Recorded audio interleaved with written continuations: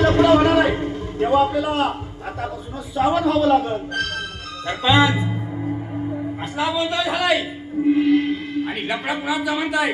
काय झालंय ते सांगून टाका एकदा, मग बघतो पुढे काय करायचं ते सांगा.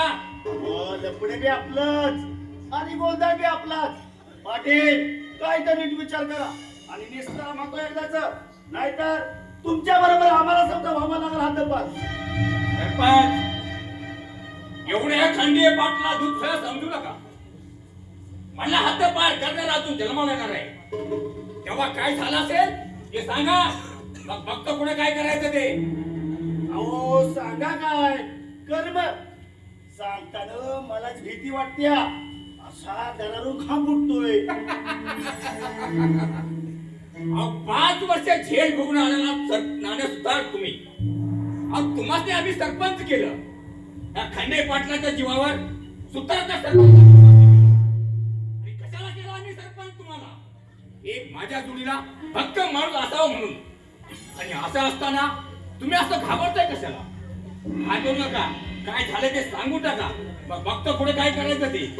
अहो त्या शिवारकडनंच गोंधळ केलाय, औषध घ्यायला नाही म्हणत्या. काय म्हणणं आहे तिचं? अहो ती म्हणत्या पाटलाची पत्नी वारलीच आहे, 2 वर्ष झालं औषध घाव कंटाळ्या, या पुढं जरा लग्नच करणार म्हणत्या तुमच्यावर. पण औषध नाव आम्हाला काय द्यायचं? अहो तसं झालं असतं तर बरं झालं असतं पाटील साहेब, पण आपण तिथं दोघांनी वेगळं झालो असतो. हा गोंधळ झालाय बघा. गोंधळ गोंधळ गोंधळ तुम्ही सरपंच झाल्यापासून कुठलीही गोष्ट व्यवस्थित पार पडत नाही, फक्त गोंधळ तेवढा वाढवून ठेवलाय. अहो माझ्यावर आपण काय उभे होणार आहे?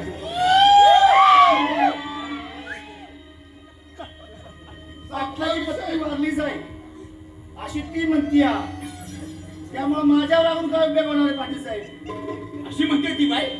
मग मी काय खोटं सांगतोय का? तेव्हा असा सगळा आहे गोंधळ बघा. मी तिला खूप समजवण्याचा प्रयत्न केला पण ती काय ऐकायलाच तयार नाही. शेवटी माझ्यावरच गरम झाले आणि म्हणाली पाटील आणि आमचं आम्ही पाहून घेऊ, तुमची यात मध्यस्थी नको आहे. मग आम्ही काय करणार? आलो इथं म्हणलं चला तुमच्या कानावर घालावं. एवढी मस्ती आली काय तिला? तिची मस्ती उतरवायला खंडे पाटलाला ज्यादा वेळ लागणार नाही. सरपंच तुम्ही एक काम करा, तिच्या विरुद्ध एक अर्ज तयार करा आणि त्याच्यावरती गावातील आपल्याच लोकांच्या सह्या घ्या. ज्यांना तुला सह्या येत नसतील ना, आताच्या अंगठ्याचे ठसे घ्या. उद्याच्या उद्या तो अर्ज तालुक्यात पोच करा. साडीची बदलीच करून टाकू एकदाशी. कसं? अहो ते सगळं मी करतो पाटील साहेब, पण तिच्या उतरात वाटतंय तुमच्या बापाचं काय करायचं? सरपंच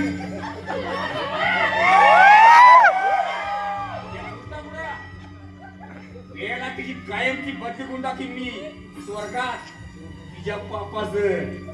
ठीक आहे, तुम्ही जर पुढचा धोका स्वीकारायला तयार असाल तर येत्या 8 दिवसासाठीची बदलीच करून टाकतो, नाहीतर तुमच्या जीवा भारी जोड्या मारून येतील. सरपंच एक काम करा, बदली करताना फक्त एक काम करा, नवीन नसताना तरुणता सही म्हणतोय. यासाठी तिकडे काय दाबायला लागला ना, दाबून टाका. यासाठी माझ्या पुढे पाहू नका. या तुम्ही. ठीक आहे, येतो आम्ही.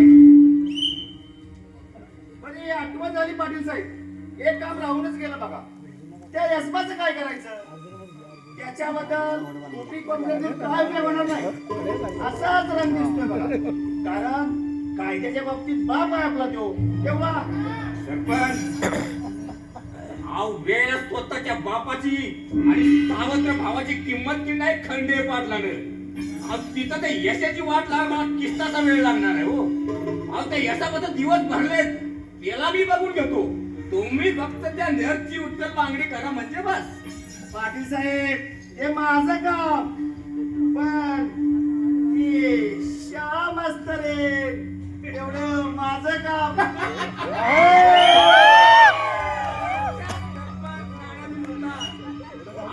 आजपासून ते पाखरून तुमचं